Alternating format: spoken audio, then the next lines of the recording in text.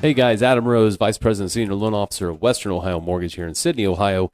This is another episode of the Mortgage Guy podcast, and this is another market update. And we want to talk a little bit about rates and marketing and what's going on out there.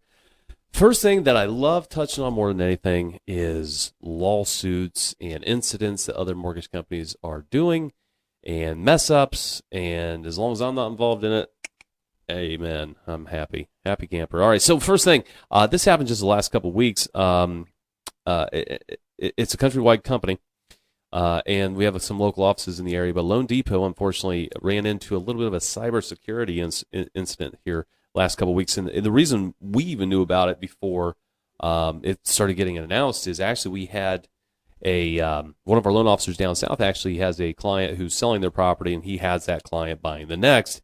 And the buyer buying their property had to put everything on hold because of this incident. So apparently, a small cyber attack got into some of the IT systems in the back office, and they were unable to process, underwrite, close loans, fund loans, do anything. They had to take it all offline, which is a massive disruption, considering the size of this company. I mean, this is a company that services $140 billion in loans on the secondary market, and they had this incident. But it says, Loan Depot is experiencing a cyber incident. We have taken certain systems offline and are working diligently to restore normal business operations as quickly as possible. The company has retained leading forensics experts to aid in our investigation and is working with law enforcement to help get through this as quickly as possible. Now, I don't know how quickly they got it resolved. I know it was a couple of days and they weren't able to close loans or do anything or even process. So hopefully all those customers out there that have been working with Loan Depot has gotten them back on the right track and moving on with their transactions and onto their closings and keeping that market moving. So just a fun little update there. I always think people are interested in finding out some of the crazy that happens in our industry. It's been a fun time. Let me tell you, with the new start in 2024, lawsuits galore. So Guild, very large mortgage independent mortgage banker, is also suing Cross Country Mortgage, CCM, for $10.7 million for, I guess, recruiting violations, you could say. So Guild Mortgage has petitioned the Washington District Court to enforce a $10.7 million arbitration award stemming from a heated dispute with Cross Country Mortgage over alleged employee poaching. So that should be interesting to see how that goes. Cross Country has become one of the leading independent mortgage bankers in the country, privately held. And so we can kind of see why now, right? They are going after as many people as possible and recruiting and growing very, very quickly. But apparently that's not going over well with a couple of companies that they're taking some employees from. Next one, Country Club Mortgage. They laid off 100 employees. Basically, it's a California-based company who ran into some issues over the last 6 months or so. You know, because we've talked about the changing in the market and the profit margin. It's shrinking in our industry, and a lot of companies are being bought out. They're combining with other companies, trying to stay alive, and this is just one of the victims of this industry that just occurred. So 100 employees, but here's the thing. It just says 100 employees, but, you know, this company has to be going down in full anyways because their CEO, their president, their finance manager, credit risk officer, they're all laid off as well. So if the head of the snake is gone, this company, unfortunately, is going to be folding there and based out of California. So we got a lot of stuff happening here. First Republic, another company. So this is interesting. So 2 former First Republic brokers are suing the Federal Deposit Insurance Corporation, the receiver of First Republic, because they were fraudulently induced to accept jobs mere weeks before it collapsed last year. Interesting, right? So they're being sued for like $9 million because they convinced a couple of brokers to come over and join them, and within a couple of weeks of them joining, the company went bankrupt. Isn't that fantastic? And that's just lovely. That's that large company style, just kind of pulling people over and trying to grow and dig themselves out of a hole that they can't get out of. So that's just some quick updates, guys. I know some boring stuff. But let's quickly talk about the zip codes with the highest foreclosure rates. I know a couple months ago we talked about how foreclosures were starting to tick up just a little bit, not much, but the foreclosure starts had risen so much, but foreclosures were kind of stagnant. It's very weird. But they came out with a new stat recently.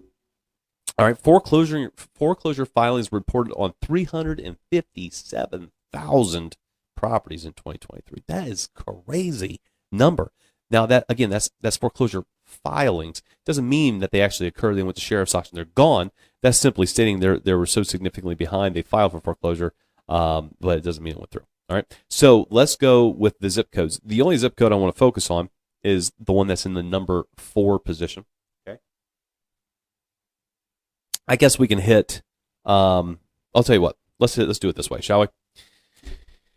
Illinois. 2 zip codes in Illinois.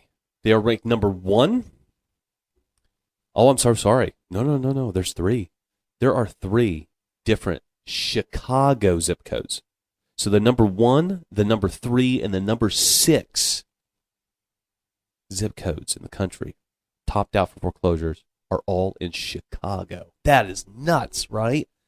Now that's crazy. To have the top 10 or be in the top 10, and all 3 of them are in the same city.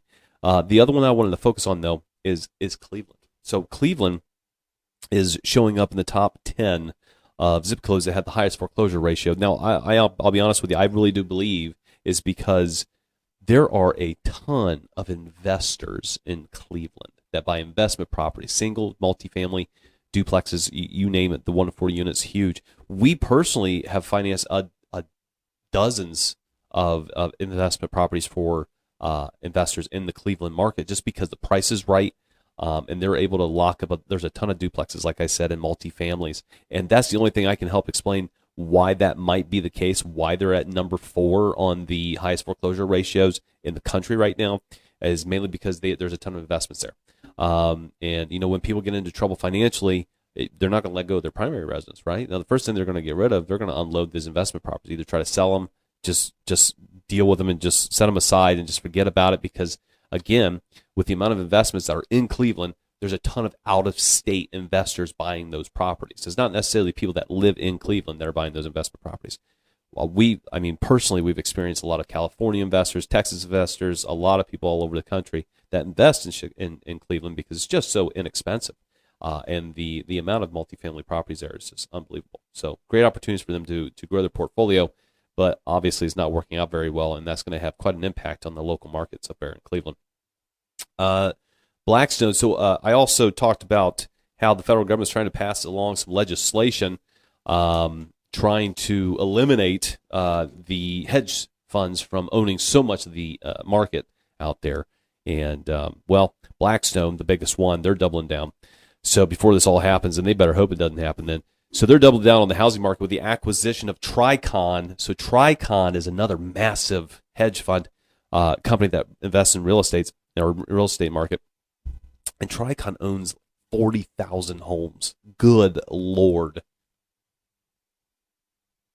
So with that acquisition, I can only imagine how large Blackstone truly is now. Now, this deal cost Blackstone $3.5 billion. $3.5 billion to buy out Tricon and their 40,000 homes and their real estate portfolio.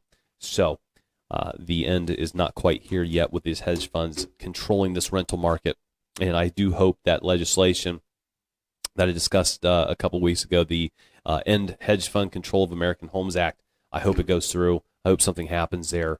There's got to be some sort of limitations set because they are really, really impacting the rental market and hurting Americans here. So let's talk about one more thing. All right, so industry data. Guys, we have so many people that in our industry that share market data, real estate agents that share market data to try to encourage buyers to enter the market, buyers that might be on the fence, buyers that are concerned, buyers that don't watch the market, whether it be the rates or whatever, what have you.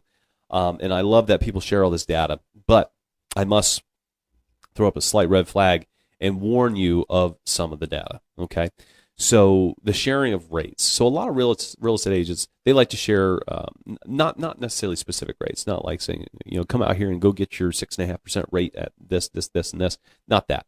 We're talking about things that they can share, right? So NAR being one of them, or even Realtor.com, they post a lot of this stuff. They have their in-house economists that are not dictating, but sharing where their market insights are, and then they share some averages and what's going on in the market. Well, I think it was NAR that uses Freddie. So a couple people have been sharing some of the rate data. On the average was 6.6% on January 18th. Well, the issue with doing this, and I love that everybody shares it because it helps encourage buyers to jump back in. Like, hey, rates improving. Let's start looking again. I think that's fantastic. The problem is that some of the information is a little bit misleading. Okay, so they're doing that one specifically is the average rate that people were buying from Freddie. Okay, but that doesn't necessarily mean it's the par rate. Okay, so what's par? Par means that you can come at me and get, just an example, a 7% rate, but that doesn't cost you anything, right? So this isn't par. Okay, this is the average cost or the average entry point for people in the market on that specific day using Freddie Mac products. So it could include people buying down the rate. It used to be, on average, the cost of 2 points. Now, it doesn't say that on the graph, okay? But it could be par for some people. It could be a point. It could be 2 points. It could be a lot of different things. So we got to be very careful to maybe disclaim that to people, to say that, hey, this may not apply to all, because it just depends. Because that same date, I took data from Fannie. Fannie was showing 6.72, and then if you go to an independent, the Daily Mortgage News, they had it at 6.8 on average. So depending on where the information is coming from could dictate, it's garbage in, garbage out, right? So we just got to be careful how we're digesting the information, how we're proposing the information to the general public. So I do want to keep encouraging everybody, please do share that information. I think it's fantastic, and it gives great outlook on what's going on in the market and the trends, but it may not be 100% accurate for each individual buyer. So something to take into consideration. So we just want you to be careful out there when sharing some of that information. So that's what I got this week, guys.